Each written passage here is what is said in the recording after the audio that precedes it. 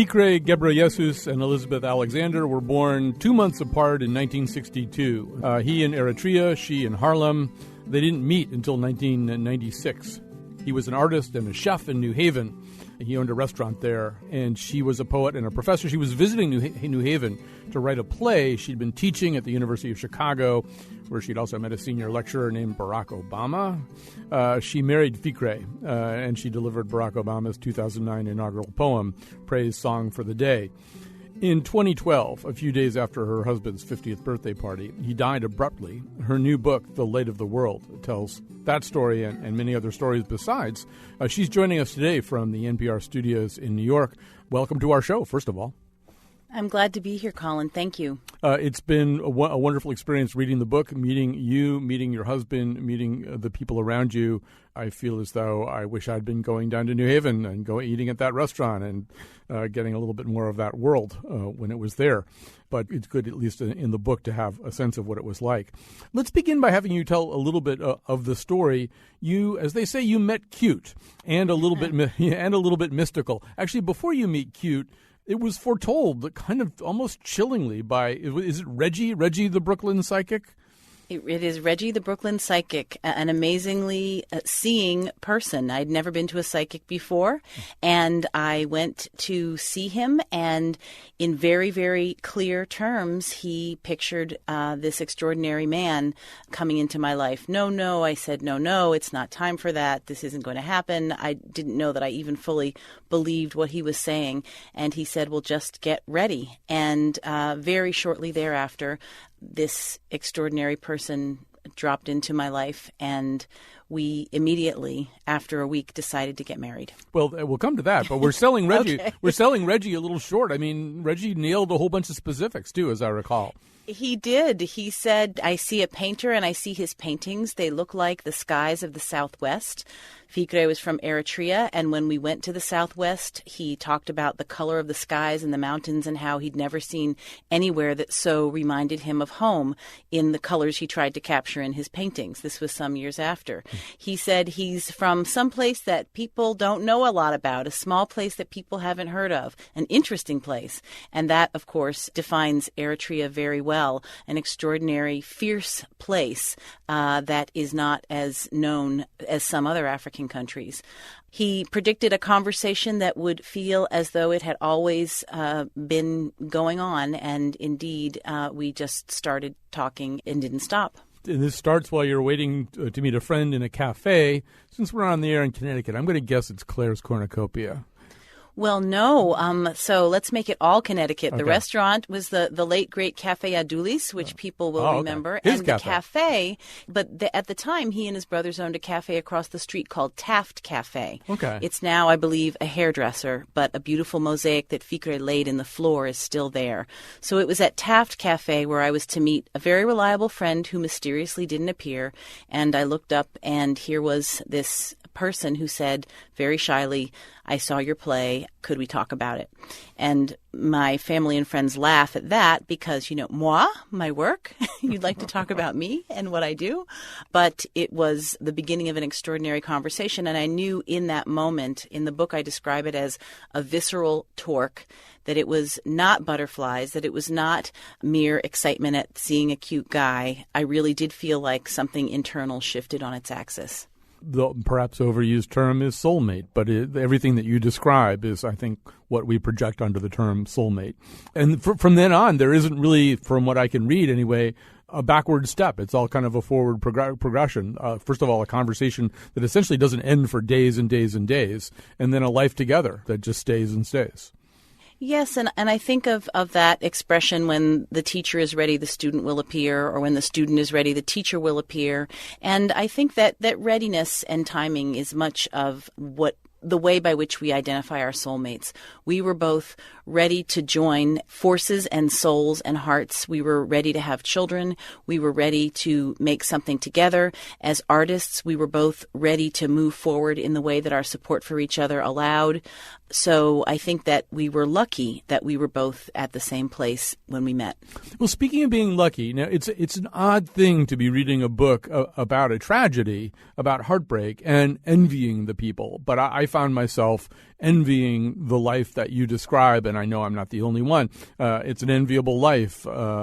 Food, music, love, children, endless amounts of company, all with this very exotic, multi-talented man who adored you. A house guest calls your life like a foreign film. Was it really that good, or does it look that good in the rearview mirror?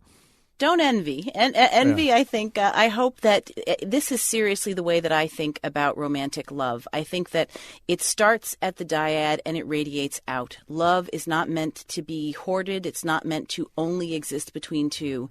And that was one thing that we both believed very firmly. So our love radiated out, of course, to our children, of course, to our extended family and to our friends, but in our commitment to our art, in our commitment to the ways we tried to be helpful. My work as a teacher, his work as a teacher in so many different ways, that love is meant to grow larger and it's not meant to be hoarded. I think also what we shared was a belief that you can make the quotidian details of your life beautiful.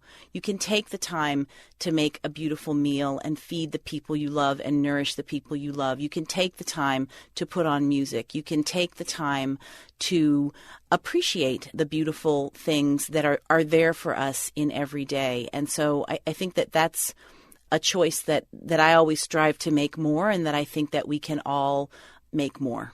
It does sound, too, as though Ficre, well, you describe him at one point as a painter who didn't paint what he saw, but he painted what was in his mind, and then sometimes he went looking for things that corresponded to the images in his mind.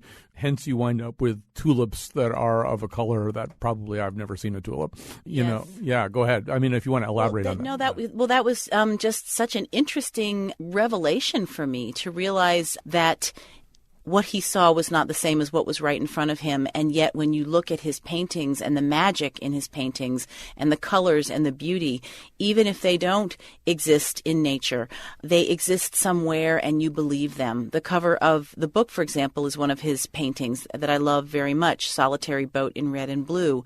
And when you look at it, you see that there are these kind of magical flowers or stars raining down on this solitary boat. And you believe them before you realize where could those flowers be coming from, and stars don't fall like that. And that was part of his painterly gift. Well, let's get to the very hard part. The very hard part is a day, as I said, not many days after his 50th birthday party, when he goes down to use the treadmill, and you and your sons ultimately find him lying on the floor. What had happened? He had had a massive cardiac arrest, not a heart attack, cardiac arrest. And it turned out that his arteries had been severely blocked, and he'd been walking around with it and didn't even know, and in fact was living feeling like, except for the day or two beforehand, a fully healthy person, someone who did yoga and ate yogurt and blueberries and was on the treadmill and had had stress tests. So the shock of it, loss is one thing, but the absolute shock was something that was hard to reconcile. At what point did you decide that you were going to write something like this? I mean, obviously the period after his death you describe as a period of almost kind of literary numbness. Not only were you not writing, you weren't even reading. At what point did you feel as though there was something to write? It was probably a few months after, and I didn't think that I was writing a book, a memoir, a thing. I just knew that I was putting pen to paper and writing snippets, fragments, little bits of writing that made me feel like I knew where my feet were on the earth, that literally grounded me in the moment, and then later grounded me in wanting to capture and fix and remember everything. I think that some part of me must have thought that if I didn't fix it all, that I would forget it all, that it would slip away just as he slipped away so suddenly and unexpectedly. Even then, I didn't think that these were meant to add up to anything. But my extraordinary editor, Gretchen Young, called me and said, I think if it's not an intrusion, I just want to say that I think you could write something powerful about what you've been through. That's when the process of writing the book began. Well, we're talking to Elizabeth Alexander, the poet, playwright, essayist, author most recently of The Light of the World, a memoir about her life with her husband and his death and her life after his death. For me, there's a moment on page 98 where he's died and you discover that if you go back to bed after your sons have left for school, you dream him, and you dream him in a way that's so vivid that it really seems as though you're finding him there somewhere on that kind of cusp between wakefulness and sleep. And it's so powerful that you think, maybe I'll do this every day when my sons go to school. I'll just go back to sleep so that I can dream him. And for me, I don't even know what question I'm asking right now, but for me, that's the moment at which the loss and the yearning, the magnitude of loss and the powerful yearning is conveyed to me, like how much you want to find this guy again. That's a very careful read because I didn't experience that as the point, but I think that our subconscious is so powerful. And of course, it acts itself out in dreams. And the force with which it was interesting to me first that my subconscious suppressed those visitations, if you will, because there was too much grief to wake from a dream and realize that it was just a dream because it had seemed so real. Those were very, very sorrowful moments. And I think that it is magical thinking, when you think, well, maybe they're coming back. Where are they? You feel presence. You know that the person is still with you in some kind of way, but you just can't find them. And yet in your sobriety, know that they're not coming back. So that was a period to just keep slogging through. There's a moment in that description where you say that what wakes you is your keening at that moment. And it's one of the many times when, as a reader, I feel pulled in very, very close. When you're a poet, you're always a poet, but when you're writing poetry, there's something elliptical about poetry, right? There are things that are sort of hinted at but not fully conveyed. There are things, sort of while reading this book, I went back and read one of Tess Gallagher's poems about the death of her husband. And I was thinking, well, I know less reading that. I mean, there may be very powerful images there, but I don't really feel particularly led into that world all the way. But in this memoir, I feel very, very close in at times, almost so close to you and your husband and your children that I feel almost a little uncomfortably voyeuristic. How did you deal with this whole question of sharing? How much to share? How deeply to share? Well, you've said a lot of interesting things. So first, what I want to talk about is writing from a place of poetry, but writing a memoir. Mm-hmm. I wrote in the way that I know how, which is to start with words, to start with sounds, and to build out from there, always attending to the shape and the music. But you're absolutely right. The ellipticalness of poetry, though, poems deal with that in different ways, depending on how they're made, was something that I really wanted to eschew. I felt that I had to be absolutely lucid with my readers. I didn't want them not to understand who we were or what was happening. I wanted them to be fully grounded in the material details of the moment, as I was also trying to ground myself. As I said earlier, really, where are my feet on this earth? Grounding was a word that kept coming back to me. The first part of your question was so interesting. I forgot the second part. Well, let me phrase it a different way. I should put my cards on the table and say I've also written what they now refer to as a grief memoir. A little bit more than 10 years ago, I wrote a book about the death of my father, and I felt pretty naked, I mean, exposing. Yes.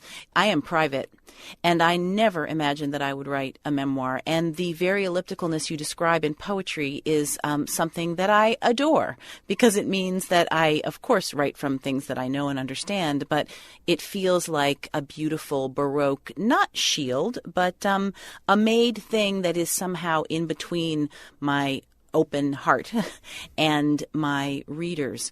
What I found already from the response to the book and from the excerpt of it that was published was that so many people have written me, and most of them actually aren't talking about the loss of a spouse. They're talking about other kinds of grief and loss and love. And maybe you found this as well with your book. Grief is our common denominator on this earth. That is just the truth. Maybe it was yesterday, maybe it's 10 years from now. I hope it's not every day, but we will lose people that we love, and we too will pass from this earth. And so trying to grapple with and understand that, and then think about what is living, what is life, what is the texture of life, and does it mean that the way we feel our grief, how does it connect to the way we loved somebody? These are very, very common experiences, but the beauty is we experience them in such individual detail. And so just as I love hearing other people's stories, I'm finding that other people are wanting to share.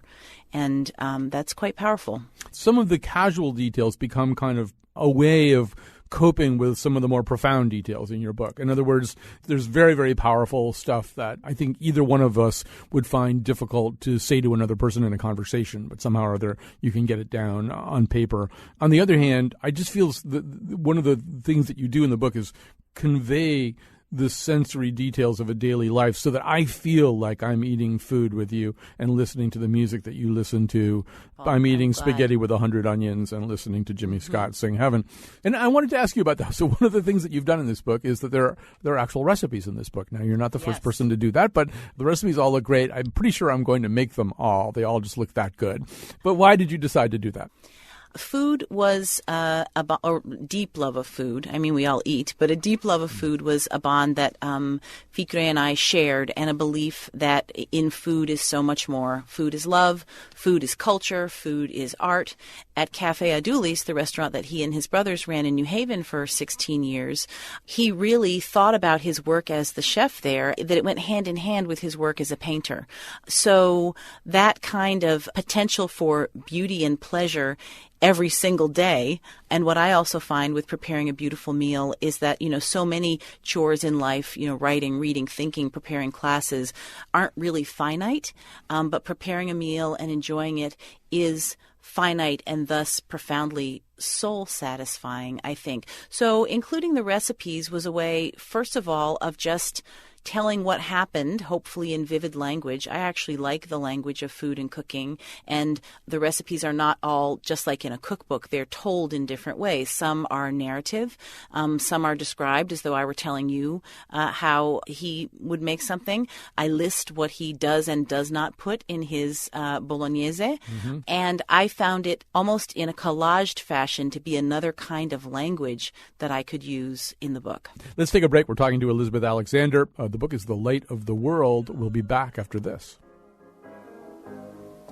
I made it over, coming on over all these years. You know my soul back and wonder, how did I make it over?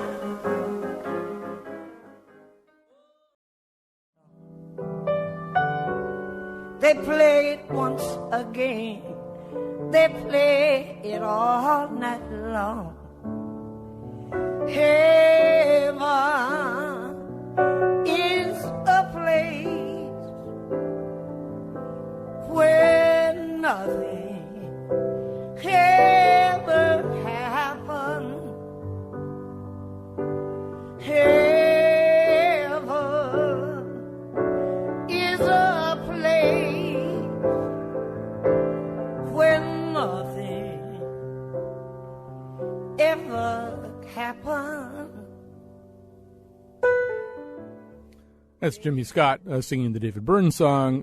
One of the things about The Light of the World, this memoir by Elizabeth Alexander, is that you could sort of do a wonderful kind of a mixtape to play with it, because there's so many interesting evocations of music among the many kinds of sensory detail in the book. So Elizabeth Alexander, we're back.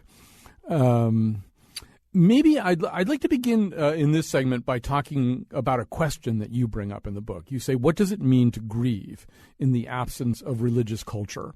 And I think that's a struggle for a lot of people. I knew it was a struggle for me after the death of my father, and I found myself thinking, well, if you don't go to the practices, you don't get to put on the uniform for the games. Mm-hmm. So on the other hand, there's a lot of very spiritual and very mystical stuff that's in this book. So maybe I'm just asking a very open-ended question, I guess, maybe about how did you wind up answering that question? How does one grieve in the absence of religious culture? And to the music, which is part of my answer, it's thank you for playing these songs, some of these songs that are in the book. Listening to them here in the studio is filling me with feeling, and I'm realizing that I actually haven't listened to them since he passed. I didn't listen to them. So thank you. That's very beautiful.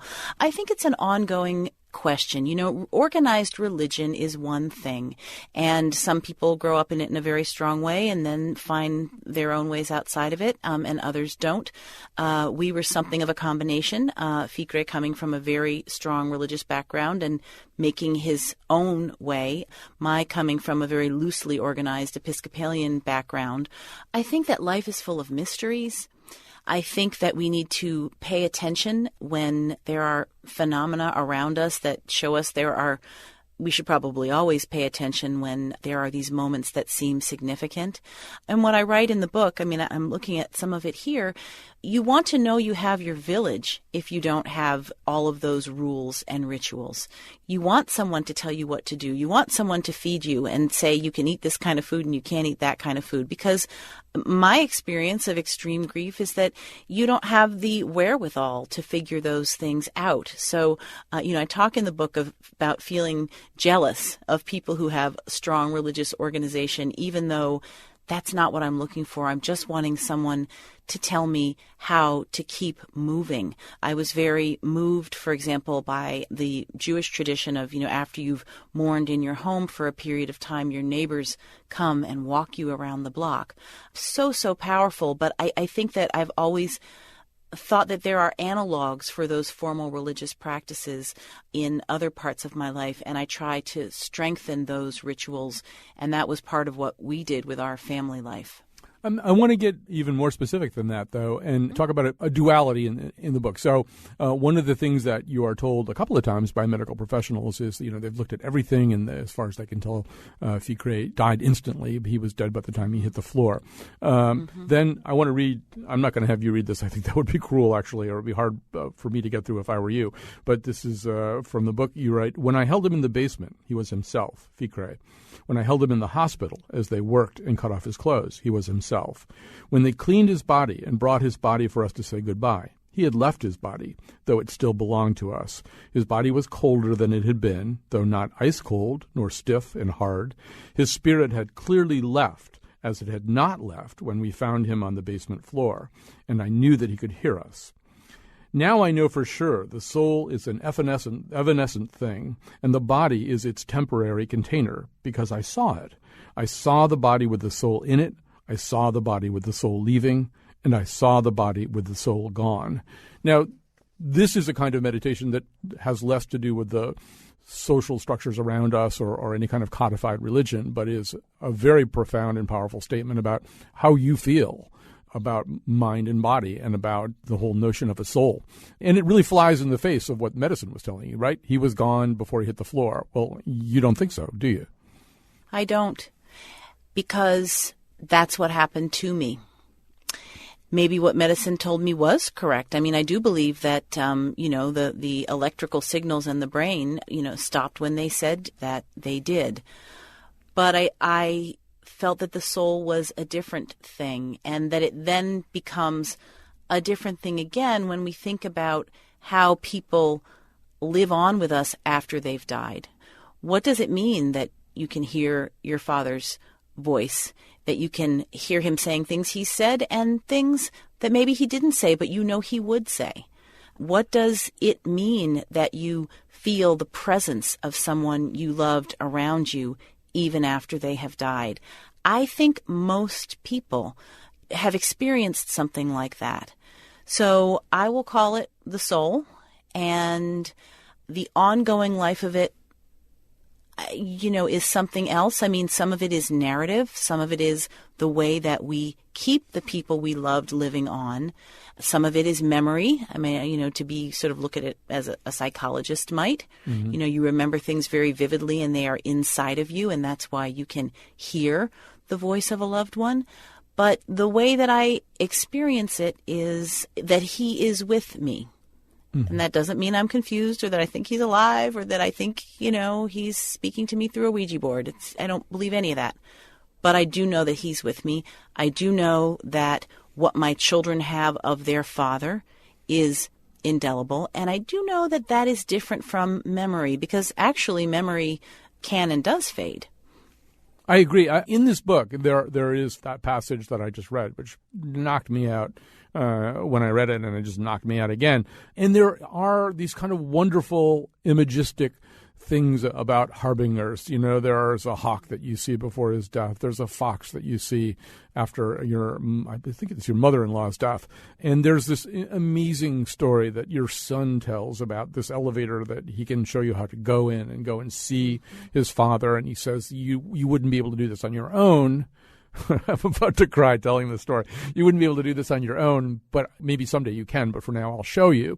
And I'm reading this and I'm thinking, half of this feels like Elizabeth the poet exploring imagery, but half of it feels, and I think very legitimately, like Elizabeth saying the world really maybe is meant to be read this way as much as it's meant to be read on a strictly mechanistic Newtonian basis.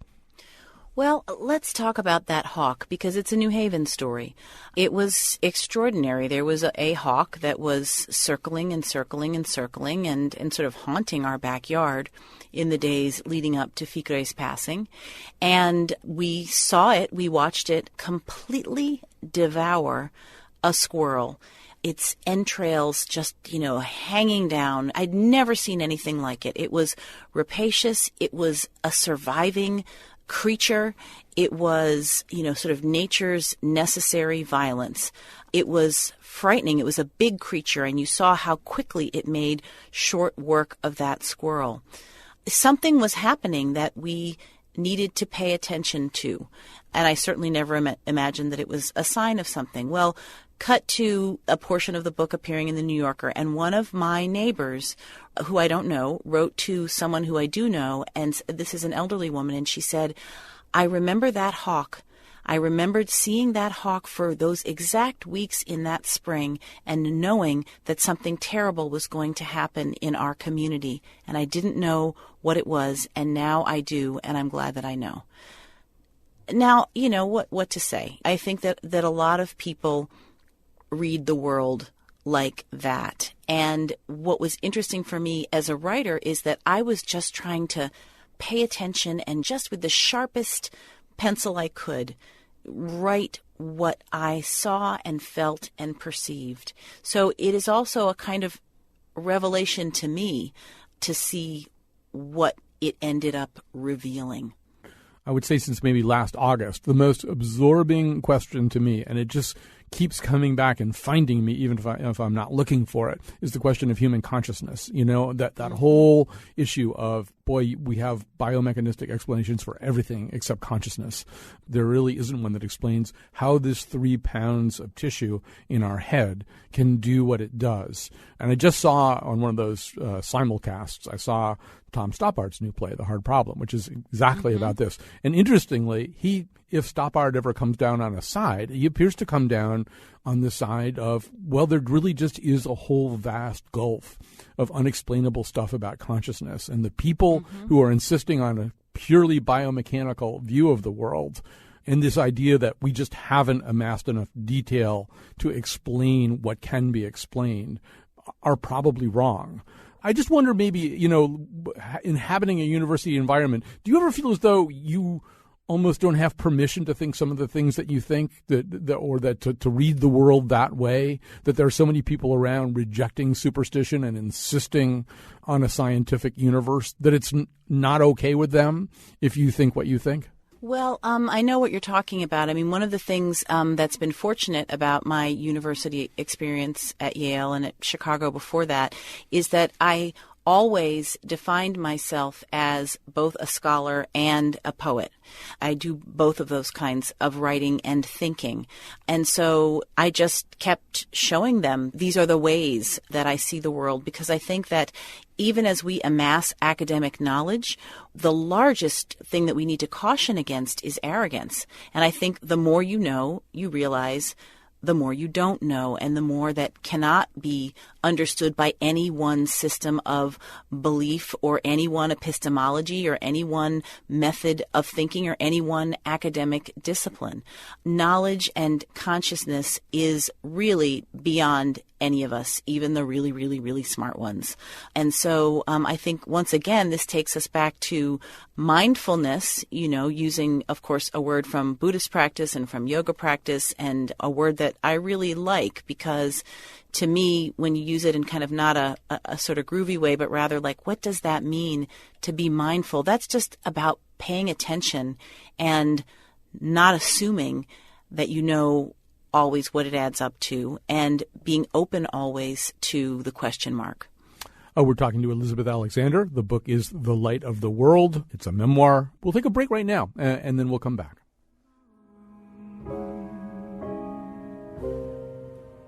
Staring up at the ceiling,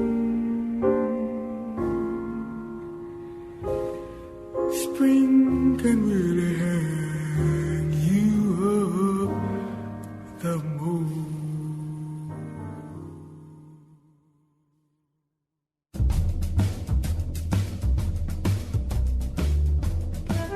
Today's show was produced by Betsy Kaplan and me, Kyone Wolf, with help from Lydia Brown.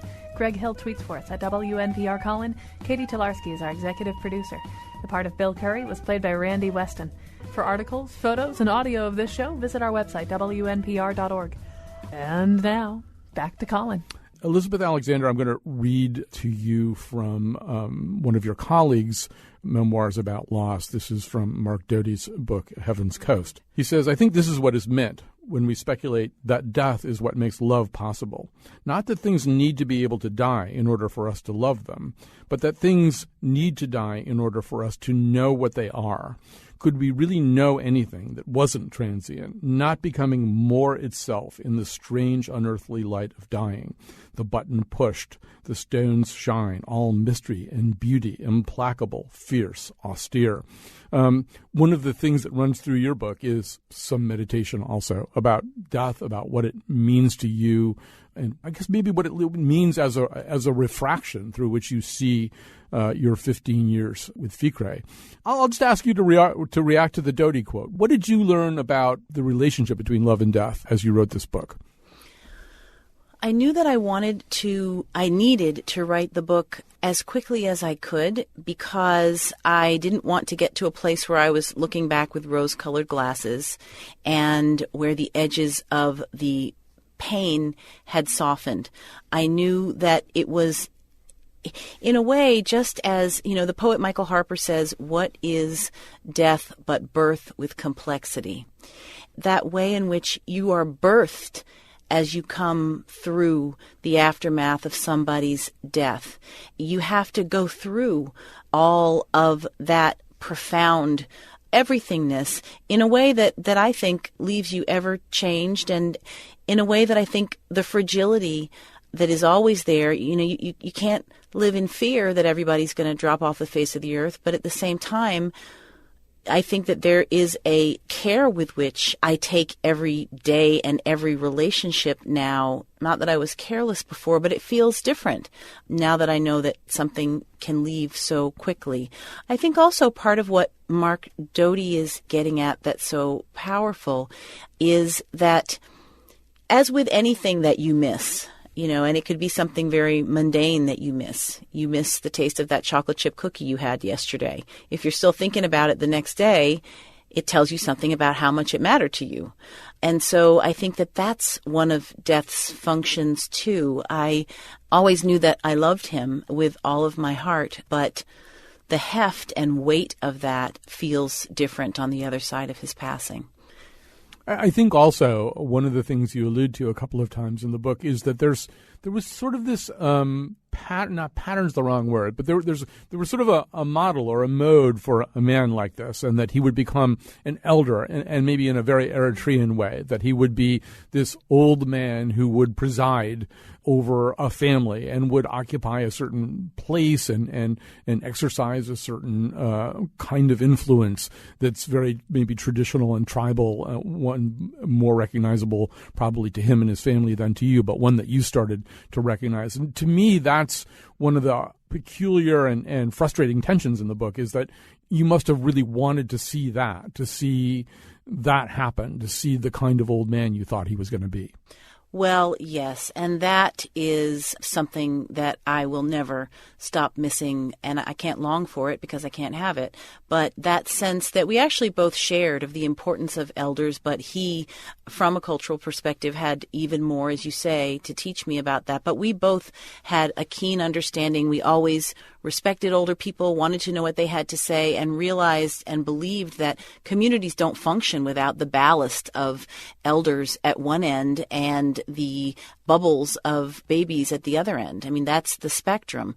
And I say he was supposed to be an elder, but his days were not long. Now, he was also a very, very old soul, as they say. So I feel very lucky, and so do his and our many, many nieces and nephews and the young people who were in our lives, to whom he and we were a source of support and center and elder wisdom. So we got a lot of it while he was living, but he had a perspective and a wisdom that was both his and ancient, and he was actually not afraid of death in a way that I went through my life until this happened, afraid of death. And I learned from him how to live with it, if you know what I mean. And I feel profoundly sad still that he won't be my companion in those years. You stole my next question, which I was going to say that you talk in the book about how from childhood having had a fear of death that would wake you up in the middle of the night. Yes. And he has this great line. He says, dying is hard, right? It's hard to die. Yes, yes. The implication being, well, I'll let you say what the implication is.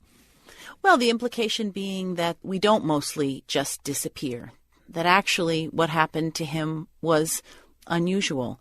Most mornings we will wake up until, of course, the morning we don't. And I think really most importantly, from someone who lived through so much, saw friends disappeared, had soldiers break into his house, walked out of his country as a refugee, from someone who had seen all of that he was joyful and did not fear death. That it just seemed to me, well, I'll take some of that, however you develop it. That calm that he had about the circles of life was something that benefited me infinitely. You can't live in fear, I think, is what I learned from him and what I continue to teach our kids. One thing that's not in the book is very much Barack Obama. Obviously, that would have been a pivotal point during your time together. Is that just sort of a separate book and a separate story? Did you make a decision just to not tell that story within the context of the story of your marriage? Oh, yeah, no, that's another story. But Ficre was my one and only reader. When I wrote poems, we had a ritual. I would read them to him, and then he would read them to me, because it's always useful. You can catch things when you hear a poem in someone else's voice. And then I'd lift my eyes and look at him, and he would give me thumbs up or thumbs down. Mm-hmm. And he would then sometimes put his finger on the page. He would say, this is where the problem is. Not like this line, this phrase, this stanza, but just put his finger there like it's here. And he was always, always, always correct. So too with the inaugural poem. And I remember writing 5,011 drafts of that poem. And we went through our ritual every single time. And like, oh, can the dude please just give me the thumbs up? Mm-hmm. And how it felt sitting on the stairs in our home when finally I got the thumbs up. That was an extraordinary day. That's another story, but it's a story that is continuous with how great it was to support each other as artists.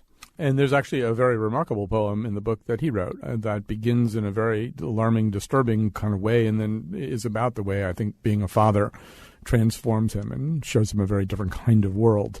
I want to end by asking you kind of a beginning question, which is how you chose the title. The title derives a little bit from Derek Walcott, who I think was one of your mentors. Also from, well, there's sort of a biblical version of it, but the one that you cite is from one of the Gnostic Gospels, the Gospel of Thomas, right? Mm-hmm, yes. There are 3 epigraphs, the Walcott, the Gospel according to Thomas, and Lucille Clifton from her poem, The Light That Came to Lucille Clifton. The light insists on itself in the world. And with the phrase, the light of the world, Walcott says, "Oh, beauty, you are the light of the world." And so that exaltation for the beloved was something that I wanted in the title. The Gospel according to Thomas is about what happens if the human light doesn't shine. What does it mean that if we're in the darkness that happens when we lose a person or when they don't shine their light? And that made me think about Ficre and the life we tried to make together as light that we tried to shine outward. And finally, with the Clifton, the light insisting on itself in the world, that even when there is the soul and spirit darkness that comes after such extreme loss, to believe that the light insists, as I do, as I have experienced, as I teach my children. That's not about saying sort of, cheer up, buck up, wash your face and move on. But that is rather about life force. And that when we are here, we are here. And we need to be fully here. I quote someone else inside, a poet friend of mine, Melvin Dixon, who died of AIDS at 42. And he says, what did you do? You lived, and the open lips begin to sing. And so I think that life and light, the play on those 2 words, but that indelible force is ultimately what I was left with, knowing that we would suffer, but also knowing that we would survive. I think there's not going to be a more beautiful place to end than that. We've been talking to Elizabeth Alexander. The book is The Light of the World. Nothing we have said can possibly convey the power and the tone and the richness and the rhythm of this book. And speaking of rhythm, we'll end with some Eritrean music. Oh, my goodness. This is so beautiful. Thank you. Thanks for being with us today. My pleasure.